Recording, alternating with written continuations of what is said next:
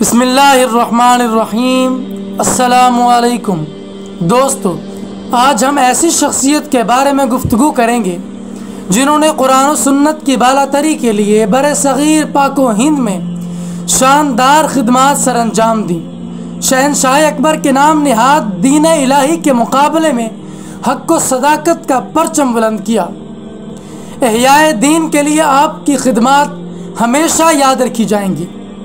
حضرت شیخ احمد سرہندی رحمۃ اللہ علیہ، جن کو مجدد الفی ثانی کے نام سے جانا جاتا ہے، 14 شوال المکرم 971 ہجری مطابق 1564 عیسوی کو سرہند انڈیا میں شیخ عبدالاحد کے ہاں جمعۃ المبارک کے دن پیدا ہوئے۔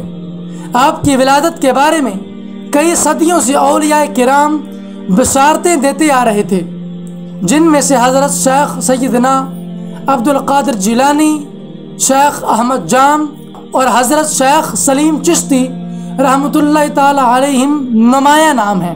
آپ کا شجر نسب خلیفہ دوم حضرت سیدنا فاروق اعظم رضی اللہ تعالی عنہ سے جا ملتا ہے۔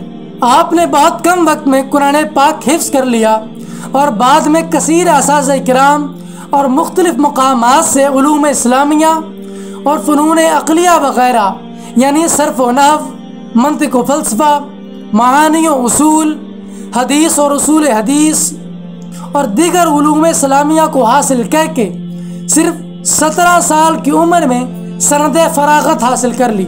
حضرت شیخ احمد سرہندی رحمۃ اللہ علیہ نے علوم ظاہری کی طرح علوم باطنی بھی اپنے والد محترم سے حاصل کیے۔ آپ نے حضرت خواجہ باقی باللہ رحمۃ اللہ علیہ سے سلسلہ نقش بندیہ میں خرقہ خلافت حاصل کیا۔ آپ ایک لمبے عرصے تک آگرہ میں علوم و فنون کی تدریس اور علماء و فضلاء سے ملاقاتوں میں مصروف رہے۔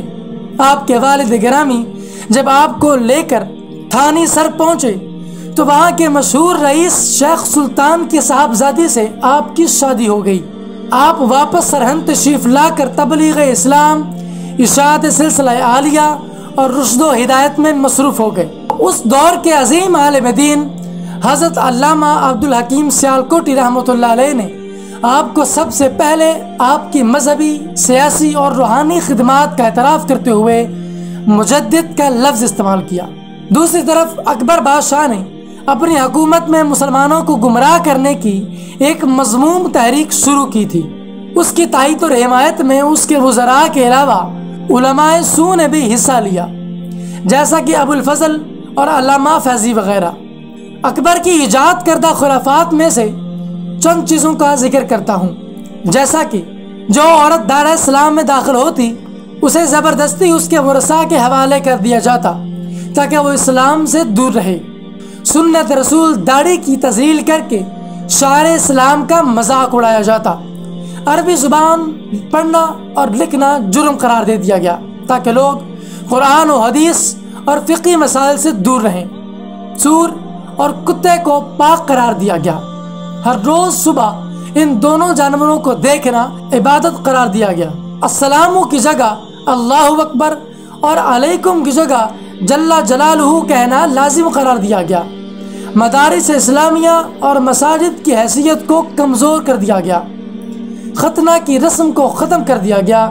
زنا کے حرام ہونے کو ختم کر دیا گیا، بلکہ اس فعل بد کو عام کرنے کے لیے شہر کے باہر شیطان پورہ کے نام سے ایک آبادی تیار کی گئی۔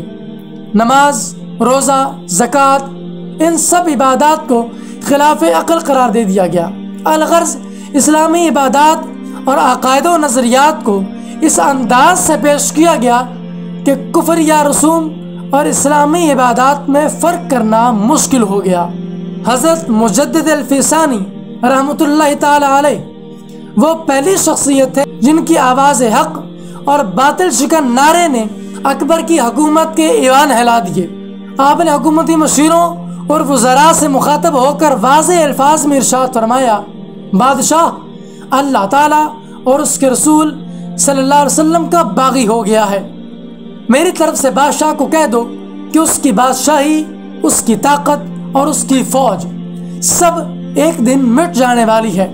وہ توبہ کرے، خدا اور اس کے رسول صلی اللہ علیہ وسلم کا تابع دار بنے، ورنہ اللہ تعالیٰ کے غضب کا انتظار کرے۔ لیکن اکبر بادشاہ تائب ہونے کے بجائے امام ربانی سے مقابلہ کرنے کے لیے تیار ہو گیا۔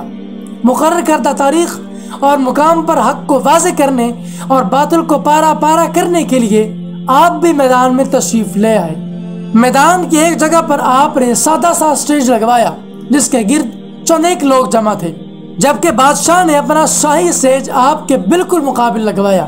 ابھی گفتگو کا آغاز ہونے والا تھا تو جس طرف بادشاہ کا سٹیج لگا تھا اس طرف اچانک طوفانی آندھی آئی، شاہی شامیانے اڑ گئے اور انہی شامیانوں کے بانسوں کے گرنے سے اکبر بادشاہ اور اس کے کئی ایک ساتھی شدید زخمی ہو گئے، اور کہا جاتا ہے کہ انہی زخموں کی تاب نہ لاتے ہوئے اکبر بادشاہ ہلاک ہو گیا، اور دوسری طرف آپ کا سیڈ صحیح سلامت رہا، حق واضح ہو گیا اور باطل مٹ گیا۔ اکبر بادشاہ کی دنیا سے رخصت ہونے کے بعد اس کا بیٹا جہانگیر جیسے ہی تخت نشین ہوا تو اس نے فوراً مجدد الفسانی رحمۃ اللہ علیہ کو ایک پیغام بھیجا کہ مجدد الفسانی بادشاہ سلامت کو سجدہ تعظیمی کریں۔ اس مقصد کے لیے جہانگیر کو ایسی جگہ پر بٹھایا گیا جہاں ایک کھڑکی کے ذریعے سر جھکا کر گزرا جا سکتا تھا۔ جب آپ کو دربار جہانگیر میں آنے کی دعوت دی گئی تو آپ نے جہانگیر کے پاس جانے کی تدبیر کچھ یوں کی کہ آپ نے سب سے پہلے اپنے قدموں کو کھڑکی میں سے گزارا اور بعد میں اپنے سر کو۔ آپ کے اس طرز عمل سے ایوان اقتدار میں ایک زلزلہ برپا ہو گیا کہ آپ نے بادشاہ کو سجدہ تعظیمی نہیں کیا، جو کہ ایک ناقابل معافی جرم ہے، اور آپ کو اسی جرم میں گوالیار کی جیل میں ڈال دیا گیا۔ علامہ اقبال رحمۃ اللہ تعالی علیہ نے اس جرأت مندانہ اقدام پر آپ کو ان الفاظ میں خراج تحسین پیش کیا ہے: گردن نہ جھکی جس کی جہانگیر کے آگے، جس کے نفس گرم سے ہے گرمی احرار۔ آپ نے قید خانے میں اشاعت اسلام کا سلسلہ شروع کر دیا، جس کے نتیجے میں بے شمار قیدیوں نے اسلام قبول کر لیا۔ دوسری طرف جہانگیر کی حکومت کے خلاف وزیروں، مشیروں اور عمائدین نے بغاوت کر دی، جس کے نتیجے میں بادشاہ نے حضرت امام ربانی رحمۃ اللہ علیہ کو قید خانے سے رہا کرنے کا فیصلہ کر لیا، جبکہ آپ نے رہائی سے صاف انکار کر دیا۔ آپ نے فرمایا: اگر مجھے آپ رہا کرنا چاہتے ہیں تو میری چند شرطیں ہیں۔ بادشاہ کو سجدہ تعظیمی ختم کر دیا جائے، شہید کی گئی مساجد دوبارہ تعمیر کی جائے اور ان میں اذان اور نماز شروع کروائی جائے، گائے کے ذبح سے پابندی ختم کی جائے، بدعات کو منسوخ قرار دے کر ان کی جگہ اسلامی شریعت کو نافذ کیا جائے، شرعی قوانین کے نفاذ کے لیے علماء حق کی خدمات لی جائیں، تمام سیاسی قیدیوں کو فی الفور رہا کیا جائے۔ رہائی کے لیے آپ کی شرائط کو تسلیم کر لیا گیا، بلکہ فوراً ان پر عمل بھی شروع کر دیا گیا۔ جو ہی مجدد الفسانی رحمۃ اللہ علیہ قید خانے سے باہر تشریف لائے تو جہانگیر کی زندگی میں گویا انقلاب آ گیا۔ اس نے آپ کے دست مبارک پر تائب ہو کر آپ کے خادموں میں شامل ہونے کا اعلان کر دیا۔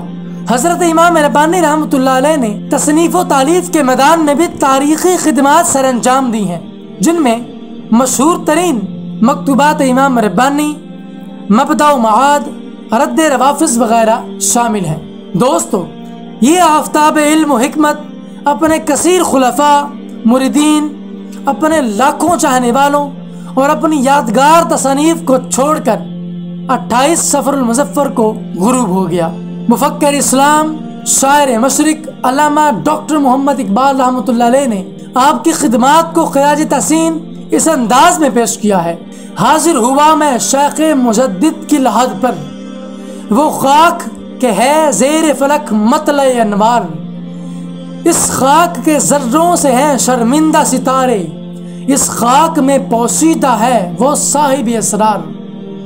گردن نہ جھکی جس کی جہانگیر کے آگے، جس کے نفس گرم سے ہے گرمی احرار، وہ ہند میں سرمایہ ملت کا نگہباں، اللہ نے بر وقت کیا جس کو خبردار۔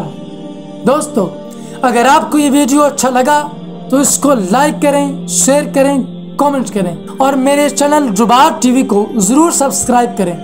میں ملوں گا آپ سے ایک نئی انٹرسٹنگ ویڈیو میں، تب تک کے لیے اللہ حافظ۔